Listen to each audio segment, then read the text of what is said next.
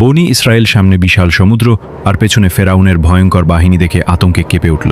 তারা চিৎকার করে বলল, হায়, আমরা তো ধরা পড়ে গেলাম। কিন্তু হযরত মুসা আলাইহি ওয়াসাল্লাম দৃঢ় কণ্ঠে বললেন, না, আমার সাথে আমার রব আছেন, তিনি অবশ্যই আমাকে পথ দেখাবেন। আল্লাহর নির্দেশে মুসা আলাইহি ওয়াসাল্লাম তার লাঠি দিয়ে সমুদ্রের উপর আঘাত করলেন। মুহূর্তেই বিশাল সমুদ্র দ্বিখণ্ডিত হয়ে গেল।